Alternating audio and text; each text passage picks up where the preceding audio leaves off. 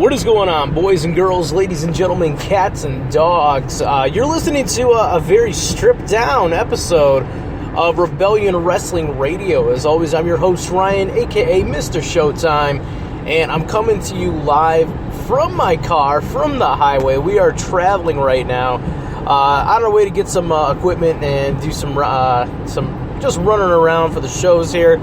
I did not want to delay this episode a little bit longer. We were actually supposed to be doing this episode yesterday before Raw, but we had some scheduling conflicts. I myself had some stuff that came up, so unfortunately I had to kind of push it back a little bit.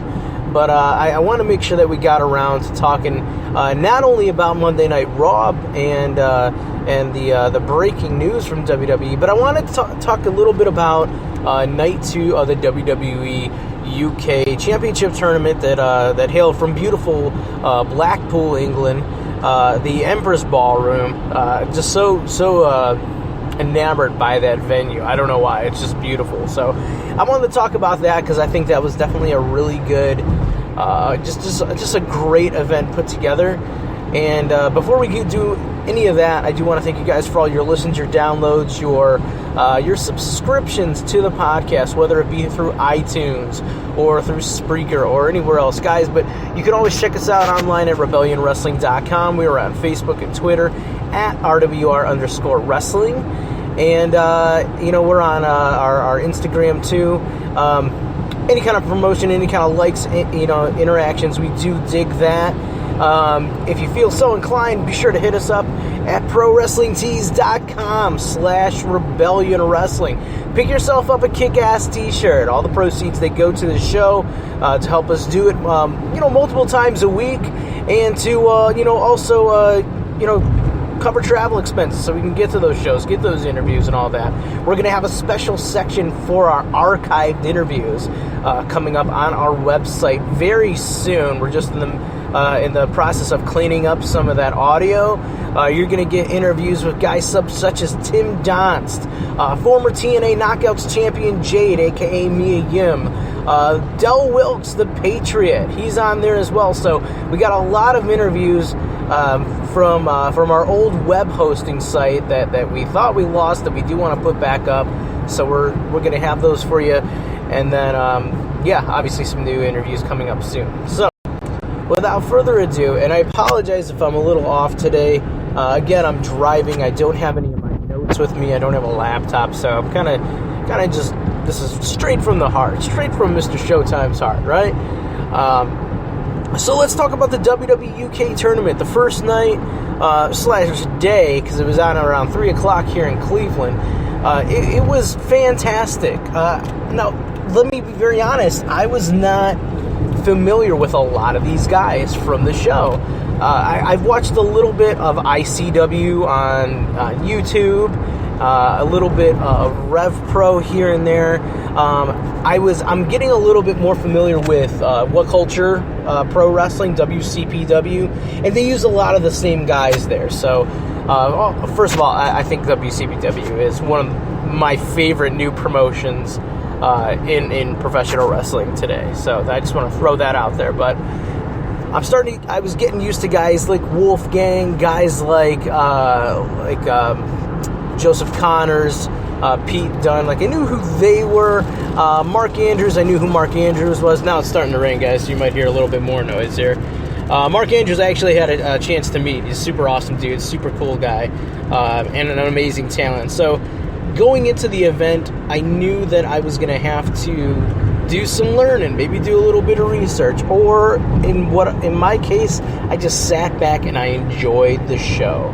WWE did an excellent job in promoting these guys, like, before every match, kind of like what they did with the Cruiserweight Classic, where they had like the little promo videos for each individual to kind of like show what their character is, maybe give an idea of their background or their style, to kind of give us, individuals like myself who were not aware of these certain individuals, or maybe have not seen them at all, just to kind of give us a little bit of some insight. So night one went fantastic. Obviously, we had the debacle at the end with Pete Dunne attacking, oh my god, I can't remember his name. real good dude, bald dude. I can't remember his name. I'm so sorry. Again, driving. Sorry.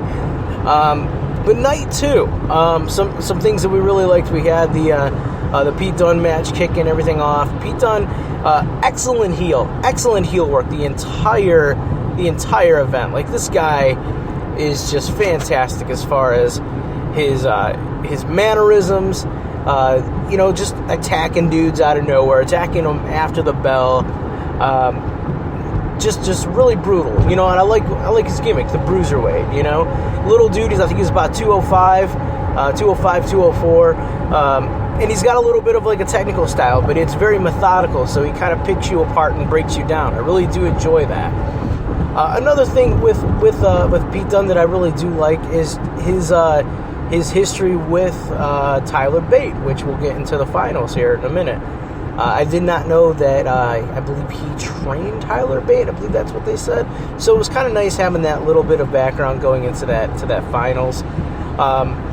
So a couple things that I want to take away. Some standouts. Obviously, Pete Dunne, Tyler Bate, Wolfgang. I was a little bit familiar with him from ICW. I got to know him a lot more in just this 2-day span.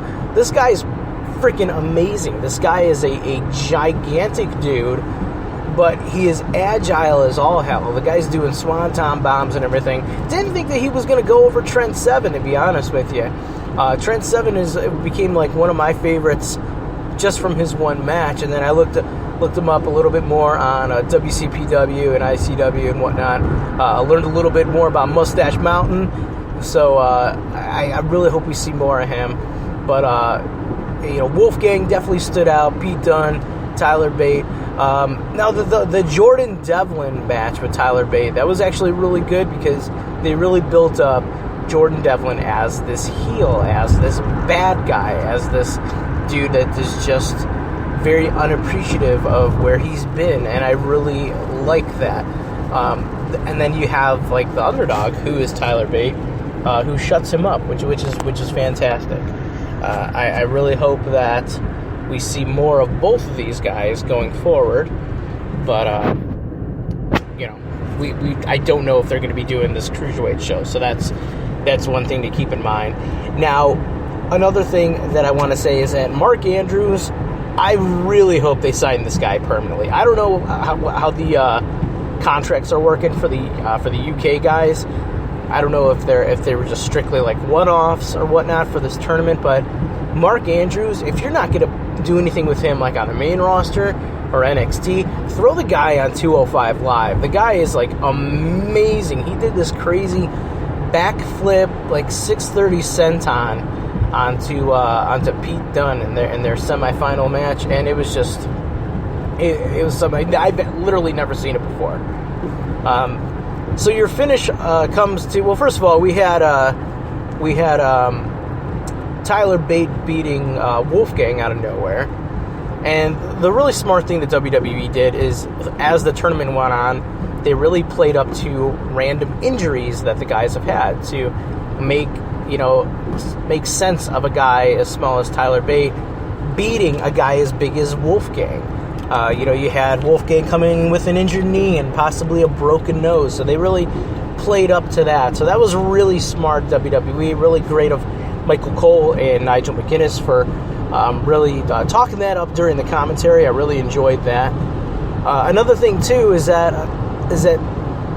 you have these guys that are in the tournament and are working through these injuries, and they do like the WWE.com segments where you show them in the trainer's room. So that was another thing. WWE was really smart about that. So, but at the end of Tyler Bates' match with Wolfgang, Pete Dunne does come out, throws him shoulder first into the barricade. Kind of, they say like he tore something, or he has a slightly dislocated, I forgot what it was. They said he was able to continue, right? After a while, they kind of held us in suspense there. And before the main event got underway, we did get one bonus match, which was awesome. We got Neville come out, cut a monstrous heel promo, talking about how he was forgotten again, how he's the king of the cruiserweights. He should have been in this tournament. He said there's nobody in the back or nobody on this continent or in this country that can take me on and whatever. And then out comes Tommy End. Okay, and he comes out as Tommy End, not as Aleister Black. Now, about a couple weeks ago, WWE changed his name from Tommy End to Aleister Black. But on this particular show, they had him wrestle as Tommy End. Now, his reaction was great. Now, based on that reaction and the fact that they put this on the network already, it leads you to wonder, are they going to just let him be Tommy End? Now, if you're not familiar with Tommy End, go on YouTube, look the guy up. I'm actually in the process of learning a little bit more about the guy myself. I love the guy. He's got a great look. He's excellent in the ring. Him and Neville put on a really good match. Neville did go over in a pretty back and forth bout between the two, hitting that sweet red arrow. You can never go wrong seeing that move. And then you keep Neville's momentum going forward. So we have our main event, Pete Dunne and Tyler Bate for the UK tournament, UK Championship, and it was phenomenal. It was to the point where I've never, probably not since, and this is not that long ago, but we had the match with Kenny Omega and Okada at Wrestle Kingdom. That match right there, that's one that had me jumping out of my seats. Tyler Bate and Pete Dunne had me doing the same thing, and I was a little bit more emotionally invested, even though I had never seen Tyler Bate in my life. I just learned so much about him within this the span of 2 days and about 3 matches on this tournament. So that's something that it's just you can't replicate that. WWE does a really good job of creating these characters and showcasing these wrestlers to the point where you actually do care about them and you do get behind them or you hate them or whatnot. So they did that excellent with both guys. They really built up Pete Dunne as this asshole and this heel that is just this dastardly heel who's beating dudes up and trying to literally hurt them. And then you have Tyler Bate, who's just this cool, chill dude who's a little smaller than the other guys in the tournament, but can still kick your ass. Okay. The psychology that they played with working on Tyler Bate's shoulder and the comeback from Tyler Bate, the many false counts or false fouls, false pinfalls in this match really kept us interested, kept us just losing our minds. We actually had a group chat going on, and everybody was just losing it during this particular match. But at the end, Tyler Bate does pin Pete Dunne clean in the middle of the ring by using the Tyler Driver 97, just a pretty badass, just Tiger Driver.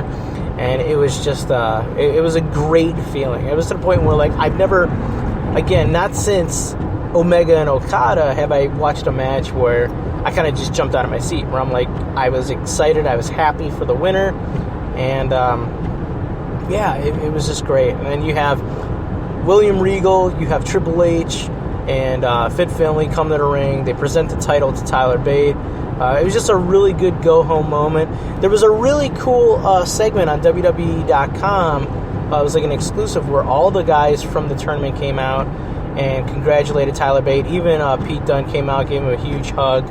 A lot of emotions there. They put him on their shoulders and carried him around the ring. Really great, great feeling for this guy, and just a great ending to an excellent tournament and an excellent showing from WWE. Now, the one thing that I'm curious about is I don't know if WWE is going to actually do this UK show. I assume you have to now that you have a UK champion, that you should sign all of these guys, or at least most of these guys, to a contract, do a 1-hour show every week. Maybe obviously pre-tape it, because, live's going to be a little bit difficult, but maybe you could, the thing is with the WWE Network, you could still do live. It doesn't matter. If it's on at a weird time, you you can always watch it back. You know, if you do it like how they did it here, you know, 8 o'clock their time, 3 p.m. on a Saturday, you know, that makes a lot of sense for a UK show. And I think a lot of people will definitely tune in based on the reactions of this tournament. For those who took the time to watch it, I know that everybody is really happy from what WWE put on. Everything from the competitors in the ring, the storylines, the location, of course, and then all the way down to the commentary. Michael Cole doing a lot of research and just sounding like completely on his game. I really enjoyed listening to Michael Cole and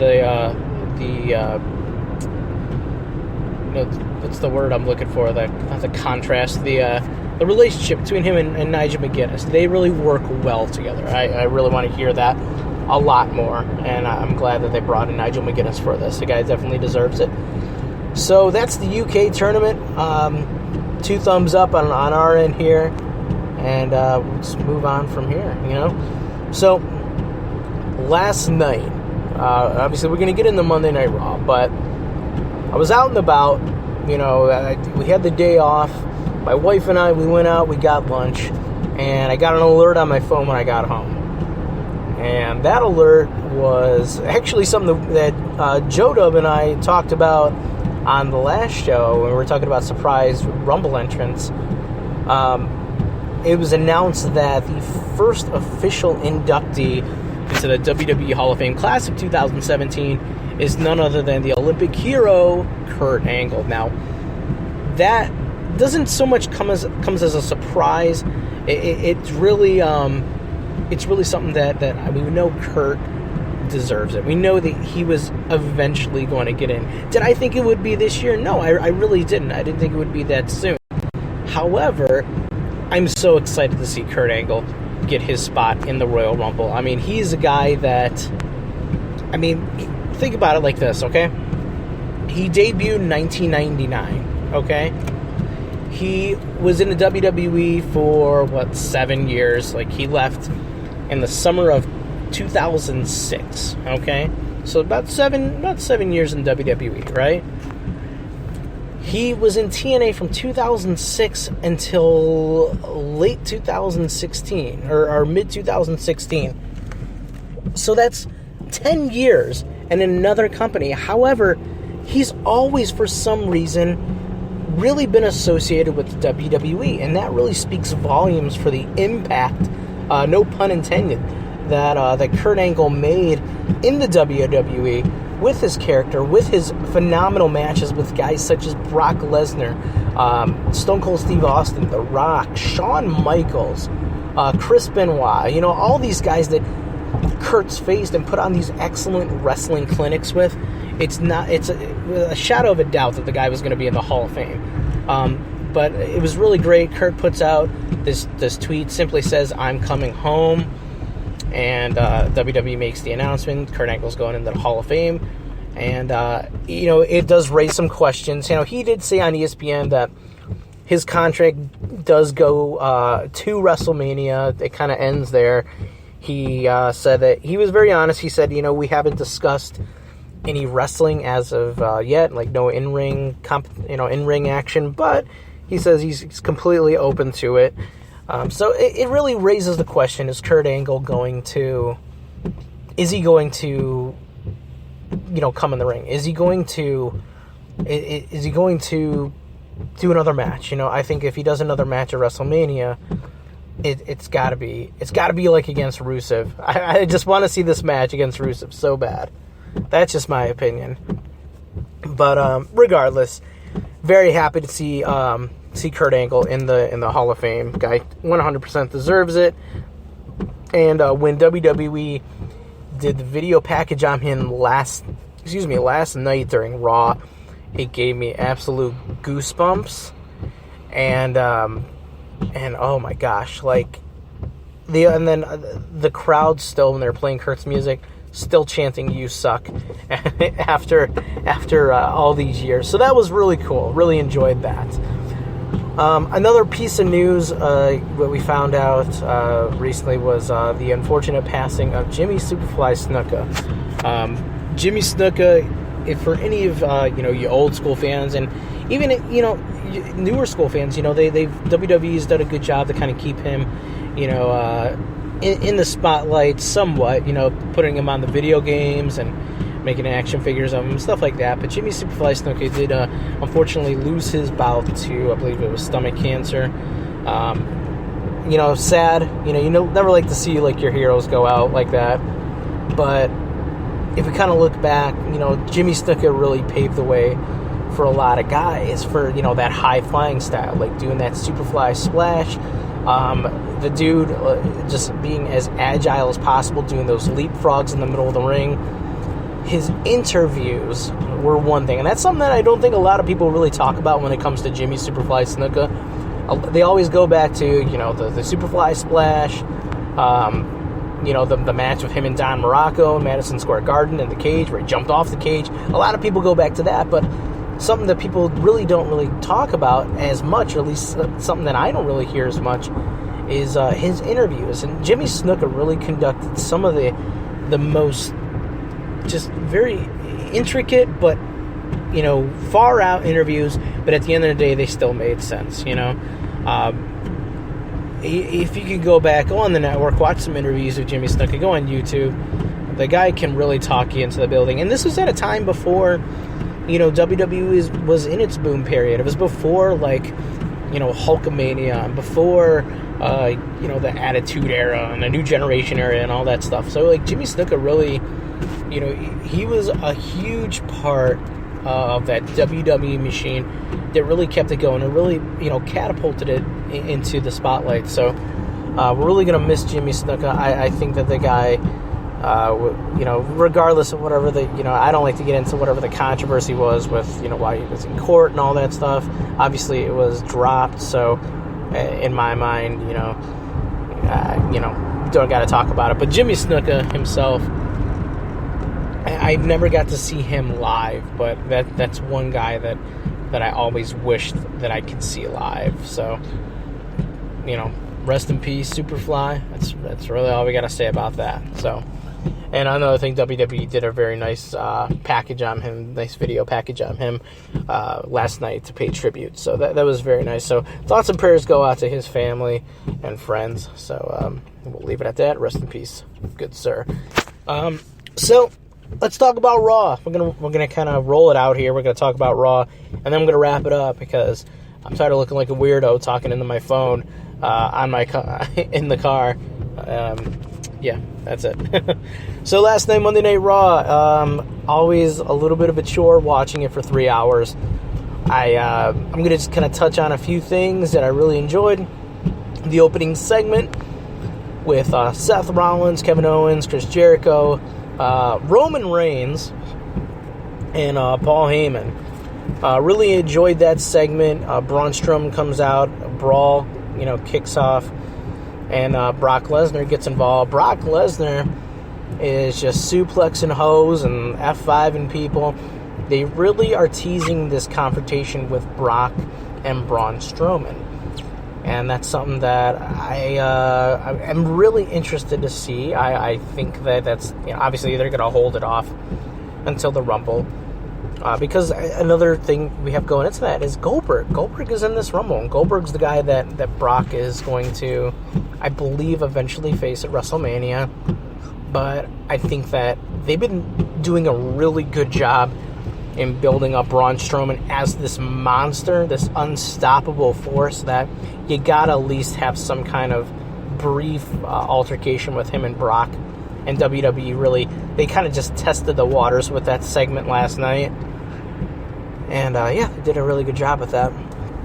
Another thing that really kind of stood out was the tag team title match. You had Cesaro and Sheamus defending the Raw tag team titles against the Good Brothers, the Club, Luke Gallows and Carl Anderson. An excellent match that really saw a controversial ending.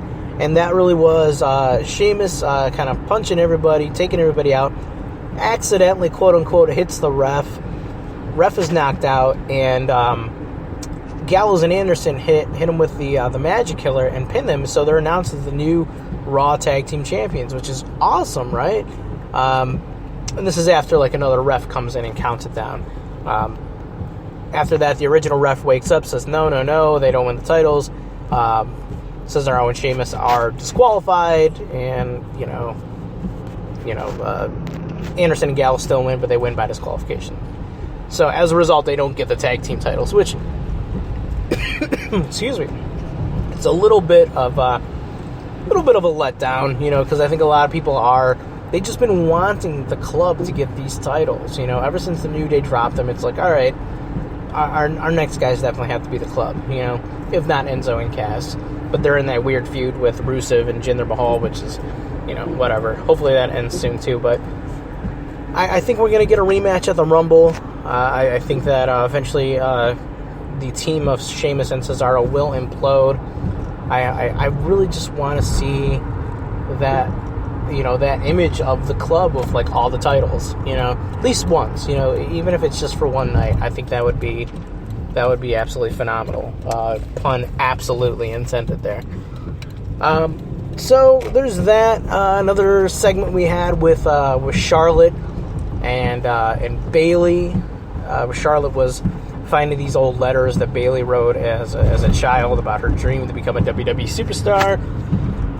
Brings Bayley out to the point where, they kind of get in a little bit of a scuffle. Bayley says she's going to beat her at the Royal Rumble. In my opinion, I think Charlotte's going to hold on to the title until Mania and drop it, possibly to Bayley or somebody else that maybe we haven't seen in a while. Let's see. Again, this is all going from memory here. Raw, after 3 hours, it just becomes a blur, We got a funny segment with the New Day and Titus O'Neil again. I don't know where this is going. I think they're kind of just trying to find something for New Day to do until the inevitable breakup, or until they get the tag titles back, or whatnot. So, really, it was alright. It was what it was. We, let's see, a funny backstage segment with Sami Zayn, Roman Reigns, and Seth Rollins. And, nothing else really. It was kind of an uneventful Raw, if you think about it. Good action. We actually had 3 cruiserweight matches. Who did we get? Rich Swann, and I don't know who Rich fought, because I think Neville came down and beat him up. Brian Kendrick and Cedric Alexander fought. Cedric Alexander went over. Alicia Fox helped him, which is kind of weird because they went through that whole breakup thing, so this is just another layer added onto that storyline. And the third cruiserweight match was between Arya Daivari and Lince Dorado, with Jack Gallagher on commentary. They were just hyping up that I Surrender match that I believe is taking place tonight on 205 Live, so we're going to check that out. We'll be live tweeting during that. And the only other thing, and I'm sure I'm missing some stuff, but again, guys, I'm doing this from memory while on the road with no notes. The only other thing that I really want to talk about is just the main event. That was that 6-man tag with Sami Zayn and Rollins and Reigns taking on Team Kevin and Chris and the monstrous Braun Strowman. Really good match. Braun Strowman getting the pin on Sami Zayn with a running power slam. I hope that becomes one of his finishers. I really do like a big guy taking a classic maneuver like that and making it his own. I thought that was pretty awesome. And then the ending, where it was just an all-out brawl between the 6 guys. Eventually, Owens puts Roman Reigns through the announcer's table, and we end the show like that. I thought we were going to get another appearance from Brock Lesnar. That was not to be, but regardless, it wasn't the worst Raw. A little uneventful, but the action was good. I'm going to give it like 1 thumb up instead of 2 thumbs up. We have SmackDown tonight with the cage match with Becky Lynch and Alexa Bliss for the women's title. We have 205 Live that's going to be on after that. So a lot of cool action coming here from the WWE. Obviously, we have Lucha Underground this week, as well as Impact Wrestling. We're going to do a little bit of talk about Impact Wrestling soon. And, I think we're just going to wrap it up today. Again, guys, another just random stripped-down episode of Rebellion Wrestling Radio. not really much to really talk about other than what we covered today. Again, guys, I apologize. On the road, no notes, no computer, just randomly, just blabbing off on my phone here. So, guys, as always, you can check us out at rebellionwrestling.com. We're at Facebook and Twitter at RWR_wrestling. Be sure to hit us up on iTunes, download our episodes, subscribe, and go to ProWrestlingTees.com/RebellionWrestling and get yourself a kick-ass pro wrestling t-shirt. Get yourself a Rebellion Wrestling t-shirt. Support the show. Keep the lights on, and we will love you a long time. So for myself and for everybody here at Rebellion Wrestling, I want to thank you for listening, and we will see you next week. Have a good day, guys.